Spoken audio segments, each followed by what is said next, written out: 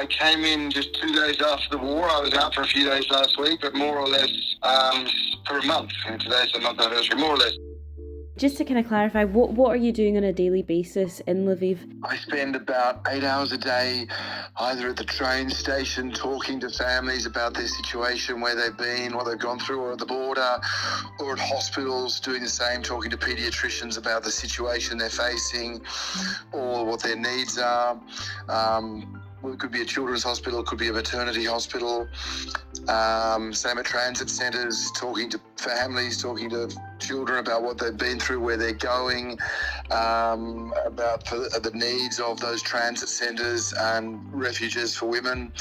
And then I spend, X number of hours talking to press, and a lot of it is sharing those stories that people have shared with me.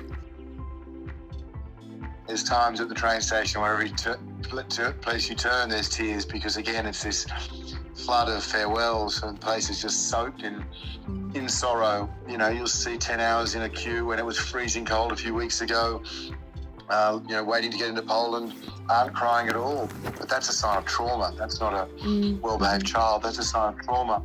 Others are holding onto their parents' legs, not wanting dad to go. Some are comforting their parents. I've seen children, whose mums have just cracked, despite all the incredible bravery and so on and buffer they try to protect their children with. Sometimes it becomes too much for them, and a mother will break into tears, and then you have a little 9-year-old girl, in the case that I'm reimagining, a 9-year-old girl sort of say, "Mum, it's okay, it'll be okay," which is beautiful. But the mum, of course, knows it's not okay. What's the current reaction on the ground with the Ukrainian people at the moment? Look, at the moment, it's still a sense of fear and of disbelief, disbelief of the absolute horror of what daily life has become.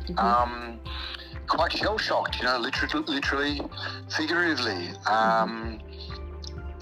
People have lost everything, and as someone said to me, it's like a cyclone that doesn't stop. So that doesn't take away the struggle of what they're doing, the strength that they've got in day after day, being in a bunker or getting out and getting somewhere safe. But at the same time, day after day, night after night, they hear stories, either on the news or from friends, of innocent people killed, of a boy trapped under a car after a landmine hit it and watching his mother die, of a father crying over his, dead 2-year-old son. Sometimes the people know these people, sometimes it's just what they're hearing on the news. But as you can imagine, there hasn't been a good day in this war for Ukrainians. So that takes an immense toll, beyond the fact that, millions and millions have been uprooted. I mean, as we said today, 1 in 2 of every single Ukrainian child has had to flee their home in the last month. The little girl we met there, you'll have her name from that tweet, she was incredible. She was bouncing around, and she was so dynamic and effervescent, and just one of those rare moments of joy in the day. And that was great. It was just, nice to speak with her, but her mum, pulled us aside separately and just said, "Let me try and explain what we're going through."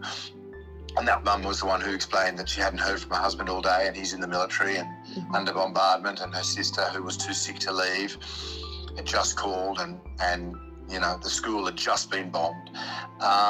So she was terrified. But the mother said, "Look, she's a really upbeat girl, but this is what we've been doing." We tell her that bombs are that, and we tell her that if they hear something that's clearly weapons, that's just the Ukrainian army testing things. So everything they could possibly do to buffer them from war. But of course, some parents can't, because some parents are spending night after night after night in a bunker.